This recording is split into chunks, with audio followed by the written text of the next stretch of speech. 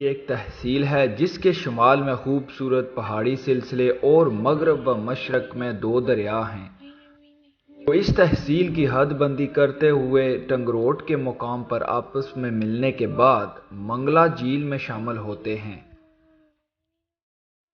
ڈڈیال اسلام آباد سے تقریباً 52 کلومیٹر اور ضلع میرپور آزاد کشمیر سے 62 کلومیٹر دور ہے۔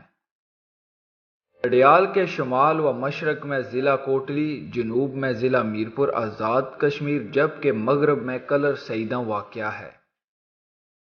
ڈڈیال میں موجود گاؤں جن کے نام رٹا، پوٹھا شیر، پوٹھا بنگش، سیاخ، چھترو، سملوٹھا، بلاٹھی، گڑا، موڑا کنیال اور خادم آباد وغیرہ وغیرہ ہیں۔ یہاں پر بولی جانے والی زبان اردو، گوجری، انگلش، پہاڑی اور پنجابی ہیں، جبکہ یہاں کے زیادہ تر لوگ یورپ اور انگلینڈ میں مقیم ہیں۔ ڈڈیال میں گجر، راجپوت، جٹ، ہاشمی، کھوکر، چوہان، ملک، جرال اور مغل قوم کے لوگ رہتے ہیں۔ ڈڈیال اور اس کے آس پاس کے علاقوں کی آبادی تقریباً 1 لاکھ ہے، جبکہ ڈڈیال کا کل رقبہ 110 کلومیٹر ہے۔ ڈڈیال میں خوبصورت گھر اور کوٹھیاں بھی تعمیر کی گئی ہیں، جن کی وجہ سے ڈڈیال پورے آزاد کشمیر میں مشہور ہے۔ ڈڈیال سے 22 کلومیٹر دور 900 سال پرانا قلعہ رام کوٹ بھی موجود ہے۔ اس قلعے پر آپ 2 رستوں کے ذریعے جا سکتے ہیں، ایک ڈڈیال آزاد کشمیر سے، دوسرا منگلا ڈیم میں سپیڈ بوٹ کا استعمال کر کے آپ یہاں جا سکتے ہیں۔ امید کرتا ہوں کہ آپ کو میری ویڈیو اچھی لگی ہوگی۔ مزید ویڈیو دیکھنے کے لیے میرے چینل کو سبسکرائب کر لیں۔ شکریہ۔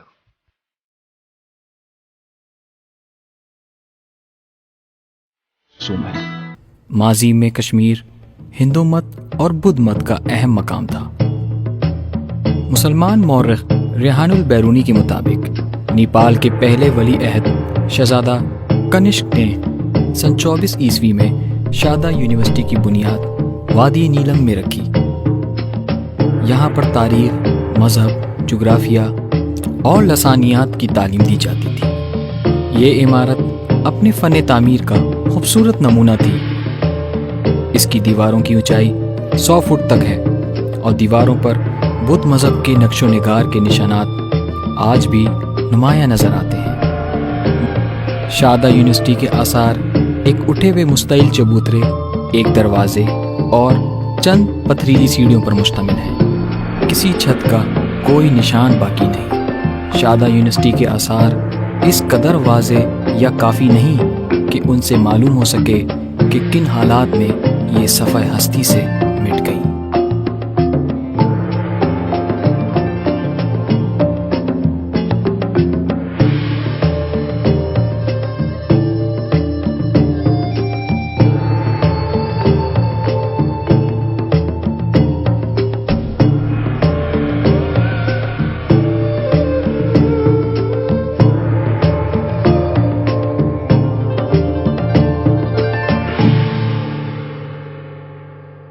اگرچہ شادا یونیورسٹی تو مادی طور پر معدوم ہوئی، تاہم اس سے پیدا ہونے والی علم کے لیے محبت شادا کے بچوں کے چہروں پر اب بھی جھلکتی نظر آتی ہے۔ قرآنی علوم میں بعض مثلاً ترجمہ و تفسیر وغیرہ بالغ افراد کے لیے موضوع خیال کیے جاتے ہیں۔ اسی طرح کچھ علوم قرآنی مثلاً تجدید اور حفظ وغیرہ بچپن ہی میں سکھائے جاتے ہیں۔ قرآن پاک کی قرأت غیر شعوری طور پر ہر عمر کے افراد میں ایک وجدانی کیفیت پیدا کرتی ہے، خصوصاً حفظ کے شعبے میں بار بار دہرائے جانے کی ضرورت کی وجہ سے بچوں میں اس کیفیت کا غلبہ نظر آتا ہے۔ شادا کی چھوٹی سی آبادی میں مرد، عورت، بچے، بوڑھے بلکہ جانور بھی ہم آہنگی کی زندگی بسر کرتے ہیں۔ خواتین مردوں کے شانہ بشانہ زندگی کے ہر شعبے میں فعال کردار ادا کرتی ہیں۔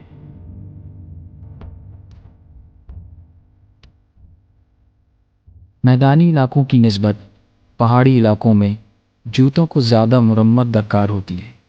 اس لیے شادہ میں موچی ایک مصروف پیشہ ہے۔ وادی نیلم میں موبائل فون کی سہولت نہ ہونے کی وجہ سے دیگر مقامات پر پی سی او بنائے گئے ہیں۔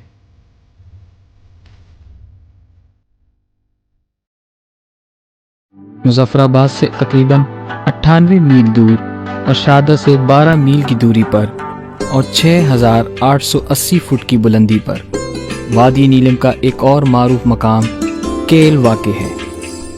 اگرچہ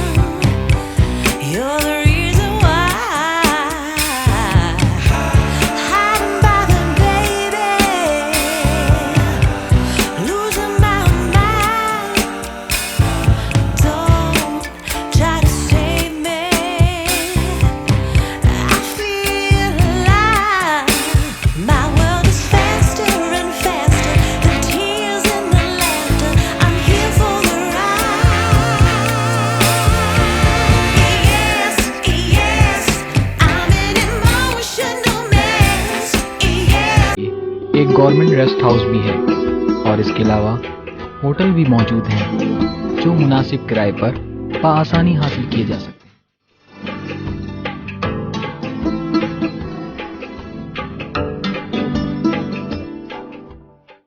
بہت قریبی اور مضبوط ربط باہمی کی وجہ سے کیل کے باشندے اپنے مرحومین کو باقاعدہ قبرستانوں میں دفن کرنے کے بجائے اپنے گھروں کے قریب ہی دفن کر کے قبر کے ارد گرد لکڑی کا جنگلہ بنا دیتے ہیں۔ شہداء کی قبریں ان پر لہرائے جانے والے پاکستانی پرچم کی وجہ سے اپنی علیحدہ شناخت رکھتی ہیں۔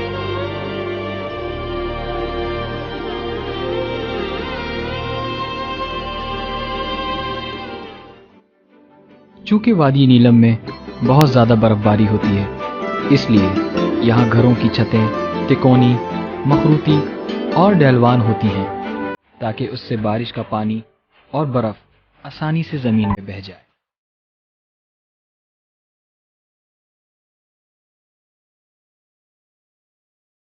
زیادہ بلندی پر واقع ہونے کی وجہ سے کیل میں برف باری بھی زیادہ ہوتی ہے، اس لیے یہاں گرمیوں میں لوگ ایندھن جمع کرتے ہیں تاکہ شدید سردی میں کام آئے۔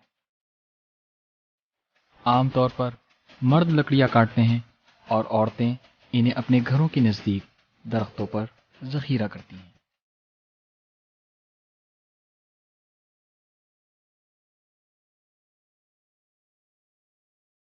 کیل میں ایک سرکاری ہسپتال کے علاوہ کچھ بڑی عمارات۔ ویڈیو میں ہم آپ کو سیر کروانے والے ہیں آزاد کشمیر کے ایک خوبصورت شہر کی۔ ویسے تو اس شہر کے بہت سے نام ہیں، کوئی اسے شہیدوں اور غازیوں کی دھرتی کہتا ہے تو کوئی اسے پرل ویلی کے نام سے جانتا ہے۔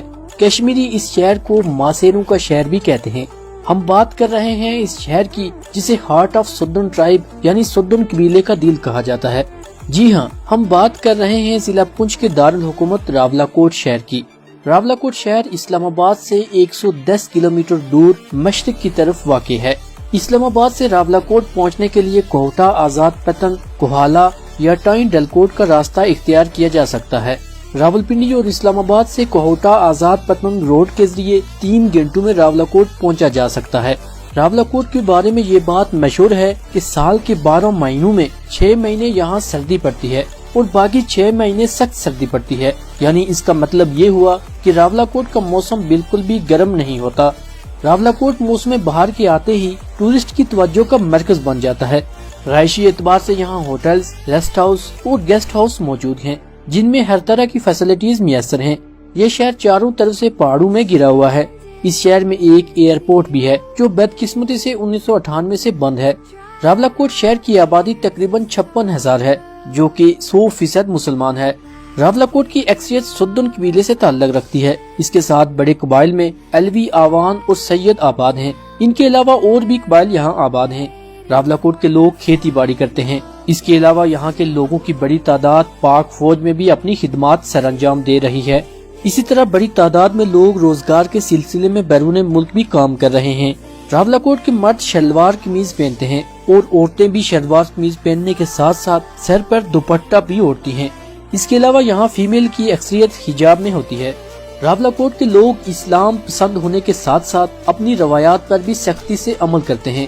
یہی وجہ ہے کہ پورے شہر میں نہ کوئی سینما ہال ہے اور نہ ہی موسیقی یا ڈانس کی محفلیں سرعام ہو سکتی ہیں۔ اگر ہم صرف راولاکوٹ شہر کی بات کریں تو راولاکوٹ شہر شمال کی طرف بلدیہ اڈا سے شروع ہوتا ہے اور جنوب میں نالا بازار سنگولا روڈ پر ختم ہوتا ہے، جبکہ مشرق کی طرف سے چاندنی چوک سے شروع ہو کر سپلائی بازار پر ختم ہوتا ہے۔ سردیوں میں شدید سردی کی وجہ سے یہ شہر 8 بجے کے بعد تقریباً ویران ہو جاتا ہے۔ لائن آف کنٹرول راولاکوٹ شہر سے 43 کلومیٹر کے فاصلے پر ہے۔ راولاکوٹ میں ایک میڈیکل کالج اور ایک یونیورسٹی ہے، جبکہ بوائز اور گرلز کے الگ الگ ڈگری کالج ہیں اور ٹیچرز ٹریننگ کے لیے میل اور فیمیل الگ الگ ایلیمنٹری کالج بھی ہیں۔ اس کے ساتھ ہی بڑی تعداد میں سرکاری اور پرائیویٹ سکولز موجود ہیں۔ راولاکوٹ کا لٹریسی ریٹ پورے پاکستان میں کسی بھی شہر یہاں تک کہ اسلام آباد سے بھی زیادہ ہے۔ تعلیمی سہولیات کی کمی کے باوجود یہاں کا لٹریسی ریٹ 74% ہے۔ یہاں میلز کے مقابلے میں فیمیل زیادہ تعلیم یافتہ ہیں۔ راولاکوٹ میں ایک مقامی ریڈیو اسٹیشن بھی ہے جس کا نام وائس آف کشمیر FM 1058 ہے۔ 2005 کے ارتھکویک نے راولاکوٹ میں بہت زیادہ تباہی مچائی تھی۔ تاریخی اعتبار سے دیکھا جائے تو بر صغیر کی تقسیم سے پہلے راولاکوٹ ایک تجارتی راستے کے طور پر استعمال ہوتا تھا۔ 1846 کو ایک سمجھوتے کے تحت راولاکوٹ کو ایک جاگیر کے طور پر راجہ موتی سنگھ کو دے دیا گیا تھا۔ 1948 کو راولاکوٹ کے عوام نے بغیر کسی بیرونی